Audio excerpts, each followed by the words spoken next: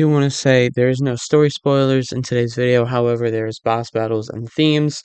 In case if you don't want any of that spoiled, click off the video, come back when you finished it. But I just wanted to forewarn you.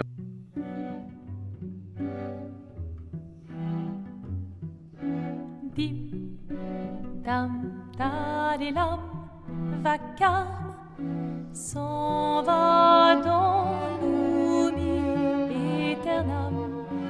Et Gustave dom guardiam, dilim, dididididam. Claire Obscure Expedition 33 isn't just a game, it is an experience, a surreal, hand-painted dreamscape filled with strange creatures, mysterious characters, and layers upon layers of symbolism. But there's something about the game that quietly elevates it above so many others. And no, I'm not just talking about the visuals or combat, I'm talking about the music. The moment you start playing, something happens. The score isn't just background noise, it pulls you in. Makes the world feel alive, like every step, every shadow, every twist in the story is meant to be felt, not just played. Today we're going to deep dive into the music of Claire Obscure Expedition 33 and, well, learn about why it's extraordinary.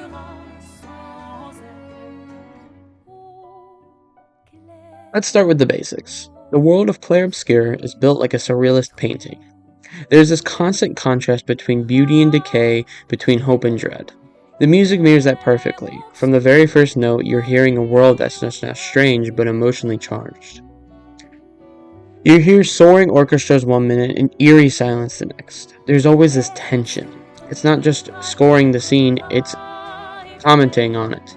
You feel like the music knows something you don't, like it's hinting at the truth hidden behind the brushstrokes of the oil-painted nightmare. That's not an accident. The composers Lauren Testard and Alice DePorter Piercer, which provided the vocals, they were scoring a feeling, a philosophy, a dream slowly turning into a nightmare. Let's talk style. At its core, the soundtrack blends classical orchestras with ambient textures. You get strings, such as violins, cellos, even harp, and underneath you'll often hear layers of ambient noise, whispers, winds, distant bells, or a distant piano note that never quite resolves. It's like they took the DNA of traditional fantasy score and filtered it through a surrealist lens. You get sweeping melodies, but they're not always comforting.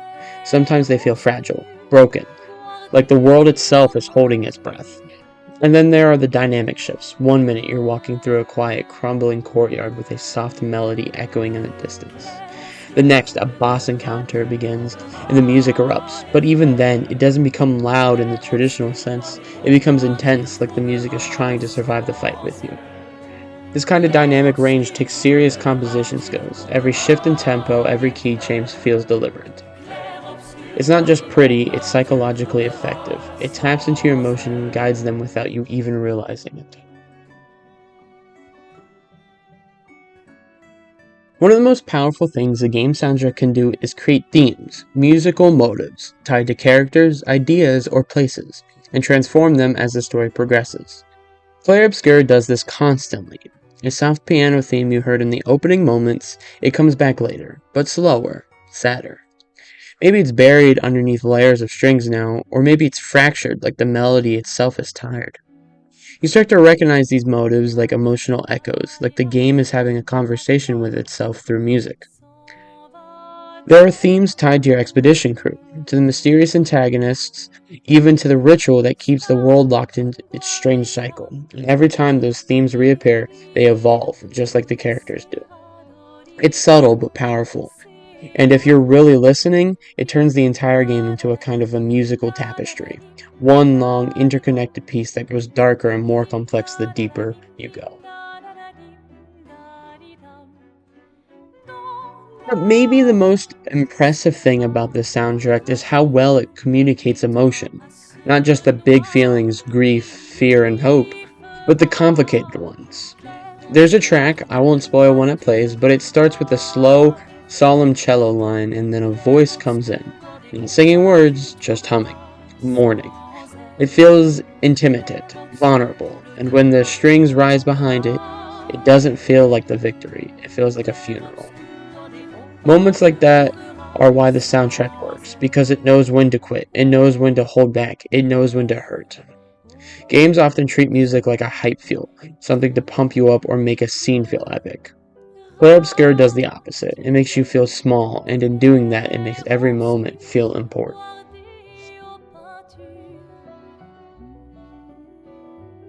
Now let's talk about integration, how the music actually works inside the game. One of the biggest things I noticed is how seamlessly the score transitions. You'll be walking through a dreamlike space, and the music will evolve with you.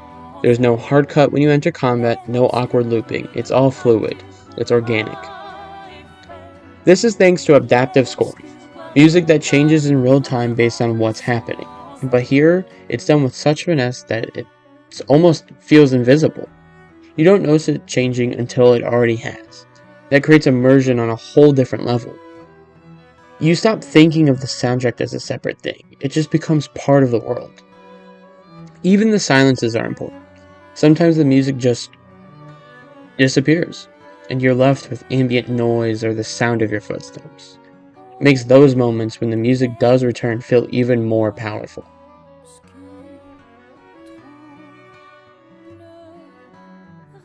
What really seals the deal is that the soundtrack holds up outside of the game. You can listen to it on its own and still feel something. That's really rare. Some game soundtracks only make sense in context, but this one, it tells its own story. I've caught myself listening to it while writing, working, even just walking, and every time I hear something new, a detail I missed, a harmony I didn't notice before. That's a sign of a great composition. It rewards attention. It keeps growing with you. And when you pair that with the game's haunting imagery and layered narrative, it becomes unforgettable.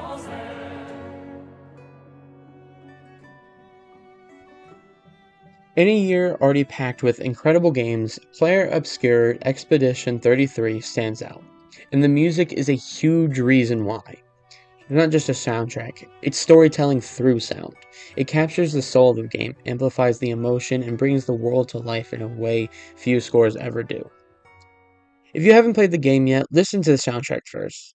Let it set the tone, and if you have played it, go back and really listen. I promise you, you'll hear things you've missed, things that change how you see the game. But with that, thanks so much for watching. Let me know in the comments which track you like the most. I have the soundtrack linked in the description down below.